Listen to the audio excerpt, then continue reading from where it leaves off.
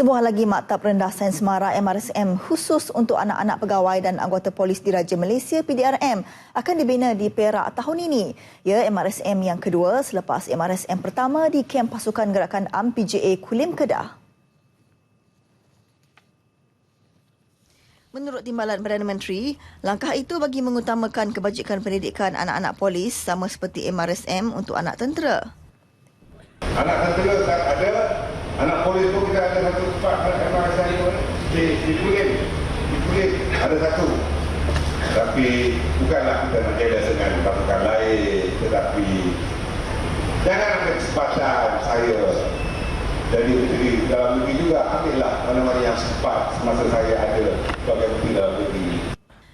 Datuk Seri Dr. Ahmad Zahid berucap pada majlis lawatan ke Markas Taktikal Matek PDRM di Kuala Kangsar.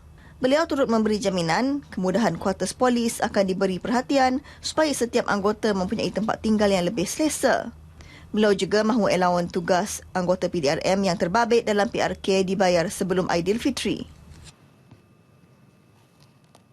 Kemenangan Barisan Nasional BN pada pilihan raya kecil Kuala Kangsar penting bagi membolehkan lebih banyak pembangunan dapat dibawa ke kawasan tersebut. Sehubungan itu, Datuk Seri Dr. Ahmad Zahid Hamidi berharap perjuangan Allahyarham Datuk Wan Khairil Anwar Wan Ahmad dapat diteruskan oleh isterinya Datin Mastura Muhammad Yazid. InsyaAllah jika beliau terpilih, saya sebagai anak Perak yang diberikan kepercayaan oleh Yang Amat Berhormat Perdana Menteri untuk membantu Perdana Menteri, jika Datin Mastura menang dengan majoriti yang cukup banyak atas kepercayaan pengundi-pengundi di Kuala Kangsar, saya berjanji saya akan turun balik ke Kuala Kangsar membantu orang Kuala Kangsar.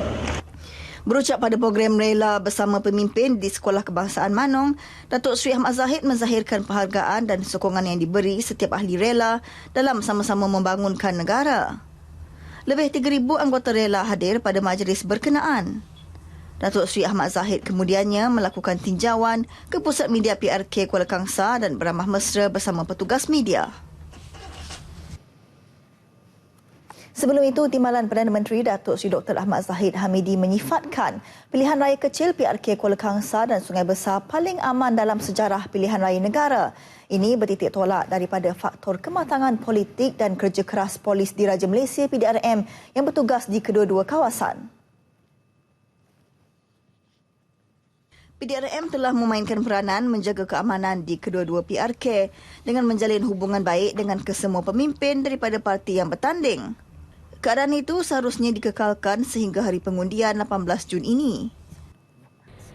Saya harap bukan hanya sekadar pematuhan terhadap Akta SPR ataupun kanun keseksaan ataupun Akta Polis, tetapi lebih daripada itu ialah hati dan nurani. Mesti menghormati secara matang sistem demokrasi yang berjalan dengan baik di Malaysia. Beliau menyatakannya ketika melawat Markas Taktikal Matek PDRM di Kuala Kangsar. Di PRK Kuala Kangsar, 11 laporan polis berkaitan pelanggaran peraturan pilihan raya dibuat. 5 daripadanya telah dibuka kertas siasatan. Seorang anggota rela maut akibat kemalangan yang berlaku di Jalan Ulu Kenas petang semalam. Zainul Fuad Zahar, 55 tahun, baru sahaja selesai bertugas dalam program Pemimpin Bersama Rakyat di Manong, Kuala Kangsar.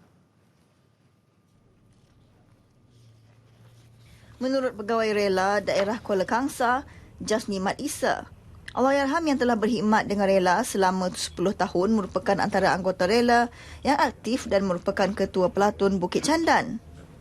Dalam kejadian itu, motor yang ditunggangi Allahyarham bertembung dengan sebuah kereta arah bertentangan.